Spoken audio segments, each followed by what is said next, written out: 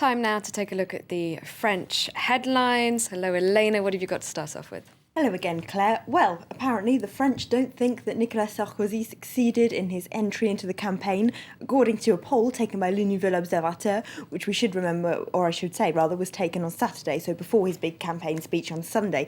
Nevertheless, only 37% of people thought that he'd done well in his big speech announcing that he was going to be running for president for a second term next week, so that's not particularly good news for him.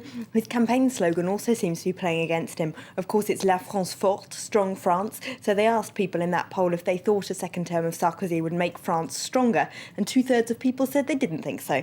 So that's not great news. Le Figaro, though, as ever, defending the president. Their editorial today says the duel has begun between him and François Hollande as the rest of the candidates start to fall behind those two at the top of the polls. They say he's got a new tool in his box to fight François Hollande with, and that's proportional representation. He's suggesting that 10% of the MPs in the French Parliament be elected proportionally. Now, that obviously doesn't go very far, only 10%, but it's enough to make some of Le Figaro's editorialists worry. One of them says that it would break the link between MPs and the constituency they represent, so it might be undemocratic. But they do quote representatives from the centrist François Bayrou, Marine Le Pen and Jean-Luc Mélenchon in the paper, all saying their candidates back proportional representation, but then you would expect them to, because they'd all get more MPs under that system. Yes, that would suit them, wouldn't it? Now, moving on to education, staying with the election. Education is becoming a key issue in this campaign. Does France need more teachers? That's the big question on the front page of La Croix. Now, 80,000 teaching jobs apparently have been lost in France in the last 5 years, mostly as a result of a Sarkozy policy where only half of teachers who retire get replaced. Now, the paper says this has made teachers furious. They've got, quote them inside, saying they've been striking and protesting, saying they're trying to teach classes of more than 30 primary school children in one go, and they just can't cope. Now, François Hollande said he's going to create 60,000 jobs in the teaching profession, but the paper says we're not entirely sure how he might pay for it. Now, the president's policy is under fire then when it comes to education. He's also being criticised for trying to parachute a friend into a top job.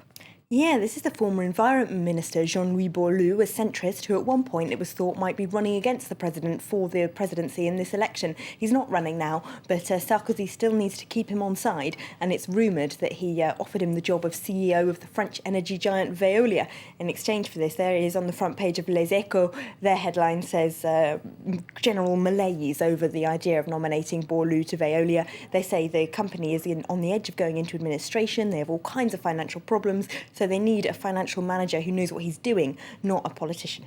Now, one man who's hoping to take part in the upcoming presidential election here in France, of course, is Dominique Strauss-Kahn. He's back in the headlines and facing questioning this morning. He just won't go away, will he? Here he is on the front page of Le Parisien. He is, of course, being questioned by police today and could indeed be spending the night in a cell, according to Le Parisien, if they want to talk to him for longer. Of course, this is about the prostitution ring that he allegedly was part of in Lille, in the north of France. The big question is whether or not he knew the women involved were actually being paid to be there. He has admitted participating in orgies with some of the women involved, but he could be facing corruption charges if it's proved that he offered any of the men involved in organising it favours in exchange for them procuring him women, if you like. Now, Libération has spoken to some of the women involved in that.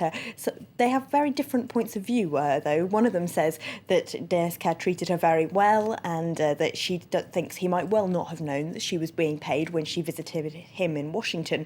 And another says, though, that he was very violent towards her and that there's no way he couldn't have known she was being paid. Finishing off with a bit of culture, Chinese artist Ai Weiwei is Libération's special guest. Yes, he became quite a cause célèbre for a lot of the liberal media around the world when he was detained in China last year, of course. He has now been released, but his bail conditions mean he can't leave China. Although Libération has been to Beijing to interview him, here he is on their front page, there's an exhibition opening here in Paris in the Jeu de Paume of his work, of his photographs today, and they've got lots of quotes from him on nearly every page of the paper, commenting on different news stories. They say, though, that he doesn't want to leave China permanently and become an exile. He wants people to understand better what's going on within China. I'll be sure to check out that exhibition. Thanks very much, Elena, for running us through the French newspapers.